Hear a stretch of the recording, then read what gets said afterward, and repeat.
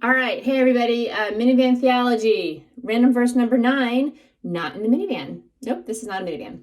I don't know what to tell you. Last week of school, nothing goes as planned. That's my advice to you. If you are a parent with younger kids, buckle up. Last week of school, nothing goes as planned. So I thought I'd be in my minivan a lot today. I'm not. Where I am right now is in our older daughter's sort of like homework area because my office is too loud because we have people doing yard work. So just being flexible here today. But the good news is home stretch, right? Home stretch both with school, and that's tomorrow is actually the last day, and minivan theology. So we're on number 9. And I did tell you that I was going to force 9 and 10 to be Genesis and Revelation because I can't help myself. And you're going to see why. Genesis, if you have been in a Bible study that I've taught or around me for a while in, sort of Bible teaching places, I just can't help myself. Genesis is just, you can't, no matter where you are in the Bible, it's almost impossible for me not to go back to Genesis and see how it all connects. So we're in for a real treat today. I'm super excited. I know I posted the wrong verse on Monday. I did Genesis 3:10. So hopefully those of you who are detail oriented saw that I actually meant Genesis 2:10. Both are good verses. We're just going to focus on 2:10 today. And if you're not detail oriented and you didn't see that, never mind. All right, let's look at our postcard. And it is from Genesis 2:10. And I'm going to read it. And it says, "A river flowed out of Eden to water the garden, and there it divided and became 4 rivers." All right, well, we don't see that verse on tote bags or magnets, do we? But oh, it's so great. It's such a good verse. It's going to be great.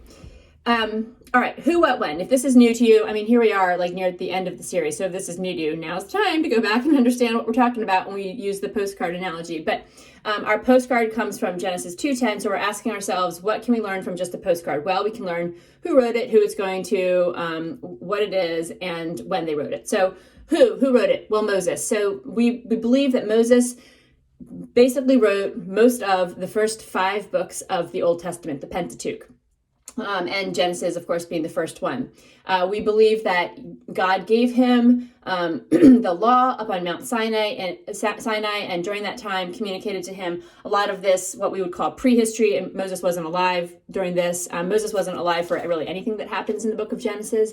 And that's okay because we believe that, through oral tradition and through God just speaking directly to him on Mount Sinai, he gave Moses everything he needed to compile these first 5 books, which basically include sort of this early history and then the law, which we've talked a lot about the law. So I think, we've talked a lot about how that process maybe works with Moses.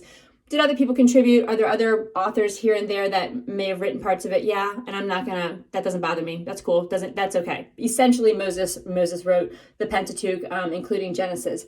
And he's writing it to, specifically, he was writing to the people of Israel, but of course, that opens up to become the church at large today, to record really the history of humanity and the history of the people of Israel. And so that's sort of who it's to. And then the when, again, this is not something that you have to even really worry about that much, but he either wrote it when he lived in sort of the 1500s BC or the 1300s BC.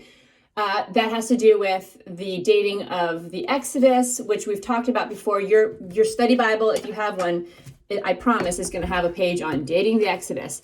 And if that's interesting to you, you can go look and see the pros and cons for sort of an early date or a late date based on various references in Scripture about, who might have been Pharaoh at the time, since, we do have a lot of extra biblical information out there about the reign of the pharaohs in Egypt. So you can make some best guesses one way or the other.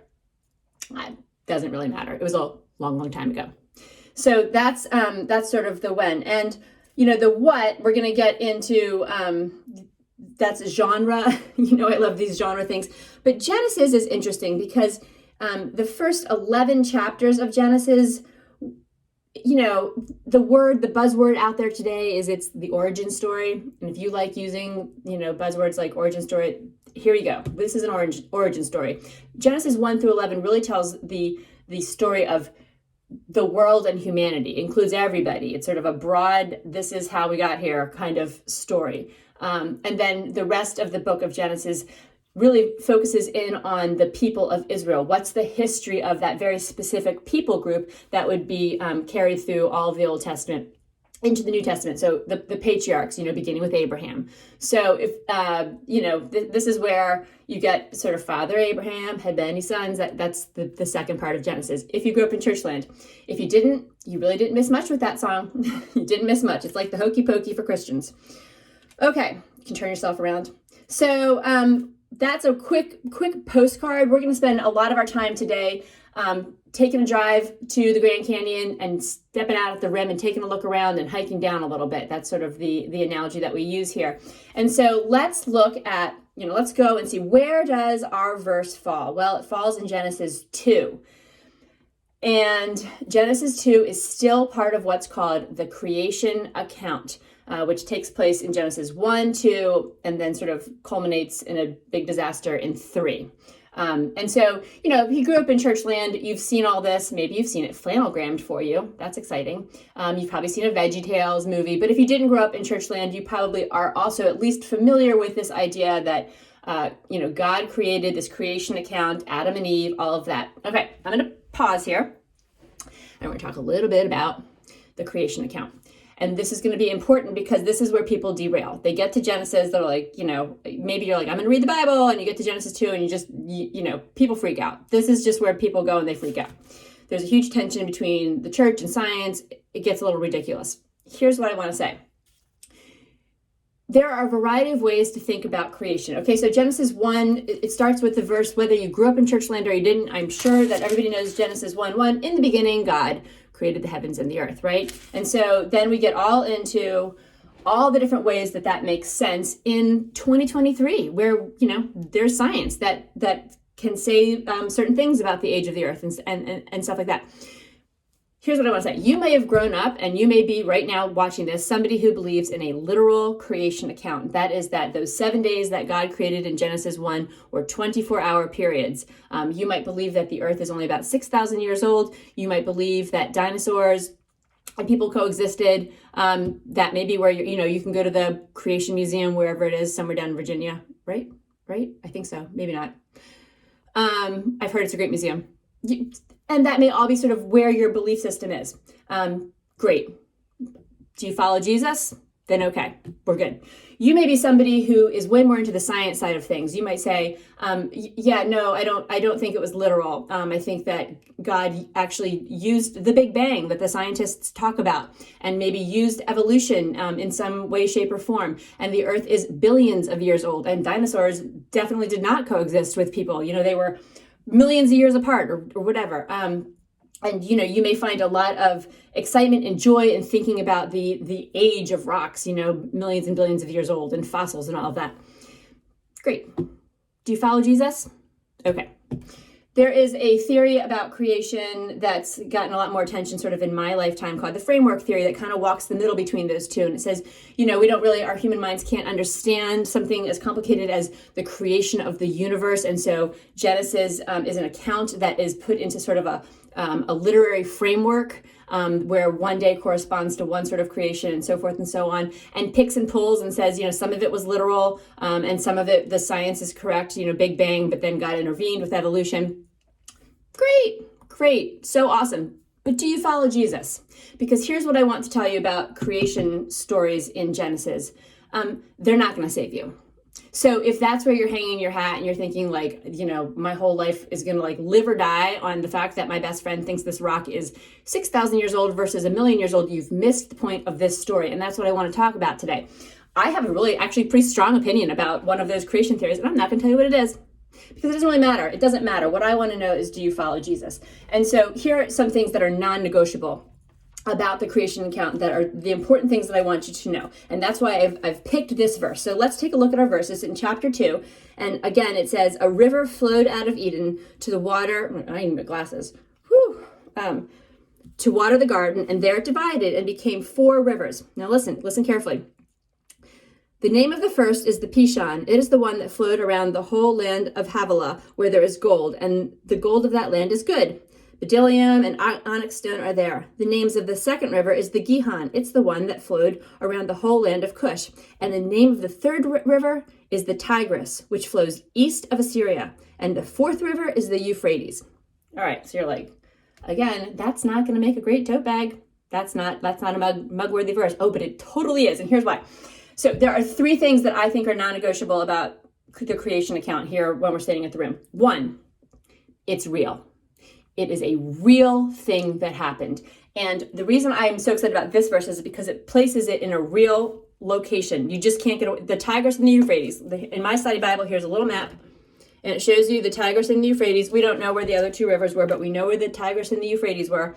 And so I'm sure in your like social studies growing up, you learned about the Fertile Crescent. Here it is. The Garden of Eden was a real place with real boundaries and real landmarks that Moses describes when he's talking about this. It's important that whichever one of those creation theories or some other one altogether, that you believe, that you understand that in some way, at some point, however you understand prehistory and time, God created on this planet, a tangible, real place. It's so important that you believe that. I really don't care how you get there.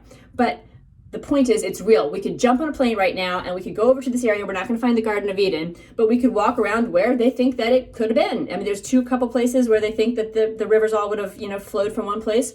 You can go over there. You're not going to see it, but it's a real place on this planet. Really important that you believe it's real. It's not a fairy tale. It's not a metaphor of a beautiful garden. There was actually a garden on this planet, on Earth, as we understand it, where God intervened into time, into the Big Bang, into evolution, literally 24 hours, the day, whatever, and was here on Earth with this in this garden. The second point, and you get this 2 different times in the creation account, is that in some way, shape, or form, God created people as we understand people to be. And the first 2 were Adam and Eve. Now, I know, like, this gets into all the places where people freak out. I know. I've read it. I've watched the debates. I have subscriptions to magazines, that sort of want to get into all the science behind this. I know that it confuses people, but you don't have to know, like, exactly how does Adam relate to, like, the Neanderthals, and, like, where on the human, evolution tree does, like, the fossil of that Lucy over there. I mean, it doesn't matter. The point is, at some point, God created 2 people as we understand humans to be, people like us with souls. God gave these people souls. That's something that just didn't happen. It wasn't a chance. It wasn't like it came out of, like, a spontaneous quirk. There's no scientific explanation for the soul. God came in, again, in this real place somewhere, this Garden of Eden, and 2 people were created by God named Adam and Eve, and he gave them jobs to do. He gave them jobs to do, work to do, before they, like, blew it for the rest of all of humanity. So this is really important. 3 things that are non-negotiable. First, garden is a real place. Can't get there now, but we can get to, you could go visit where it used to be. Adam and Eve, real people, not just like a myth, not an ideal, but in some way that maybe is hard for you to understand and process, but in some way, they were real humans like us that God breathed his image, his soul, or our soul into them. That's the whole thing that makes people different than the animals, is that we're created in God's image, and that's reflected in our soul. And he gave them jobs to do. There was things they were supposed to do in this garden. They were supposed to tend and expand this garden. Now, I think I've talked a lot in here about my gardening skills, and so this could be really bad news for me. Like, I'm really bad at gardening. That's not what the point was. Remember, this was a garden where God was with Adam and Eve before it all fell apart, walking with them in this garden and telling them to specifically to keep and to guard were the 2 things they were supposed to do: keep, to tend, and to guard. So they're supposed to, like, grow the garden, expand the garden. They were supposed to expand the place where God would dwell with people. So it wasn't just going to always be right here by the Tigris and the Euphrates. It was going to expand throughout the world. These image bearers of God, these little people bearing, God's image, were given this giant job of expanding, growing, tending this garden, which was a place where God would dwell with people. That was their job before things went wrong. Number 3, non-negotiable. Things went wrong. Super wrong. Adam and Eve, essentially wanted the power and knowledge that belongs only to God. If you have to boil down what happened in that sort of original sin, you may have heard the phrase used, original sin. They were told not to eat from this tree. It wasn't an apple. I don't know why we're so hung up on apples. It wasn't an apple, just fruit. And because then they would have knowledge that they weren't supposed to have, and they did. Satan came in, the serpent, the whole thing. We don't have to belabor that point. The point is that you believe it's real. And so they were cast out from the garden, never to return on this planet, never to get back to that garden. But the design before that happened and they were expelled from the garden, remember, was to keep and to tend, to guard the garden, to expand this place where God would dwell with people. That work mandate, that charge, that design, that job, it didn't go away. It just got broken. Okay, so those are 3 non-negotiables. I don't care where you fall on the creation spectrum, literal, not literal, billions of years, 6,000 years, whatever. I don't care about that. You do have to believe that it's real. You have to believe that someplace God created this garden. It's over somewhere in the Fertile Crescent. Adam and Eve were real. We call that, the fancy way of talking about that is the historical Adam and Eve. You don't have to get hung up on it. You just have to believe that at some point God intervened and had 2 humans that he breathed his image into, and that they tried to take power away. And in that they broke it for the rest of it. It's called the original sin. That might sit uncomfortably with you. We don't have time to sort of get into all of that. But ever since then, they were sent out of the garden. And ever since then, we've been charged with this design. And yet we have not been able to really fulfill it because that design was broken. Okay. That was a lot of the rim. And so now we're going to go to our how and our why and hike down to that canyon. And it's just so exciting. This is why this matters. Okay. So here we are in Genesis 2. It's the 2nd chapter of the entire Bible. Like, you just can't get sort of almost any earlier than that. And let's look at all our happy little margin notes. So here they are, little margin notes on the side, the teeny tiny little guys. And where do you think the Genesis 2 is going to send us? What would make me most happy in the minivan theology for it to send us to? Knowing my love of one big story from beginning to end. That's right. It sends us to Revelation. Ta-da! Now, I know that I'm doing Revelation next week. That's because you just can't get away from it. Sorry. In the end, you've got to do Genesis to Revelation, and you can't do it enough. It's just so great. So, our verse talks about rivers in a garden. Remember that? Rivers in a garden where God came and dwelled with people in person, and we broke it. That humanity broke it and was expelled. And ever since then, what have we been trying to do? What are all these pages about? It's about God wanting us to be in relationship with him and trying to find, not trying, but showing us the way to bring us back to our original design. And it's done through the person of Jesus. And I'll come back to that in a second, but it ends with another garden. So in Revelation 22, which is where our little margin notes send us, it says, "Then the angel showed me the river," where have we heard rivers before? Oh, I know, Genesis 2. "The river of the water of life, bright as a crystal, flowing from the throne of God and of the Lamb through the middle of the street of the city. And also on either side of the river, the tree of life with its 12 kinds of fruit, yielding its fruit each month. The leaves of the tree were for the healing of the nations. No longer will there be anything accursed, but the throne of God and the Lamb will be there, and its servants will worship him. And they will see his face, and his name will be on their foreheads. And night will be no more, and there will be no need of a lamp or sun, for the Lord God will be their light, and they will reign forever and ever." So someday, this story, as we understand it here on earth, this story ends, and the whole new story begins, where we are put back into the garden where God can dwell with us. And there's another river and then another tree. It's a complete bookend. What God began, he completes. Now, in the middle of the story, God makes it possible for us to still be in relationship with him. And he does that through Jesus. And Jesus makes it possible because he lives this life that's perfect and that we didn't live, starting in the garden, and ever since then we haven't lived it. And then he pays the price for all of the things, all the sacrificial system that we talk about in the Old Testament. We've talked a lot about it, like don't worship idols and all of that, and they get sent into exile and all that. Jesus completes all of that on our behalf. And so then God can dwell with us, and now he dwells with us in our heart. Now, let's go back here to the beginning.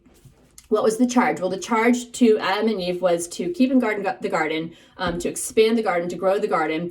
Not like, maybe like tending the little crops and stuff. I'm sure that was an agricultural system, but also expanding it so that more people, because Adam and Eve would, be fruitful and multiply, more people could be in this garden in relationship, in person with God.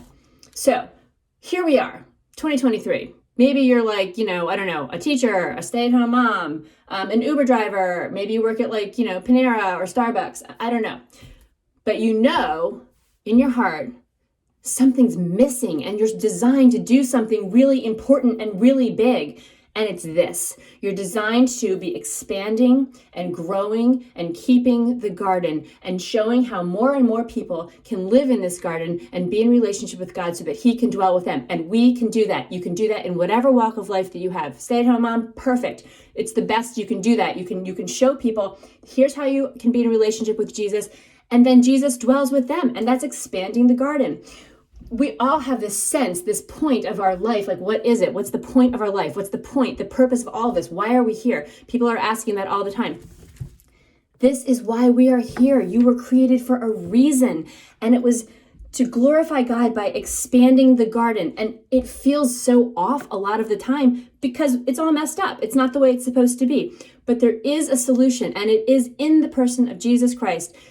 If we accept him as our king, if we follow him, then none of the stuff about the creation theories, whatever, none of that matters. You follow him, you invite other people to know who he is, follow him, and that's expanding the garden. And then you're doing the thing that you were designed to do. And someday it is going to reset. Well, we don't know what that's going to look like. We talked about that last week with the Thessalonians verse. We don't know, but here's what we do know. It will be physical. This garden right here in the Fertile Crescent, real place, real location. It was physical. And someday, the garden that we're going to get, again, with the river of life coming from the throne of God, I don't know. Is it like he scrubs this planet and starts all over again? Is there a new planet? Doesn't matter. I don't know. I'm not going to lose any sleep about that. I just know that it's real and it's going to happen. And that's going to complete the design that we were made for. It's going to complete that sense of there's a purpose in my life. But in the meantime, you can be doing that every day. Whatever your job is, it doesn't matter. It doesn't matter, if you're a teacher, you're a doctor, you're a business person, it doesn't matter. This is what you're supposed to be doing. You're supposed to be dwelling with God in his garden and expanding it and inviting people in.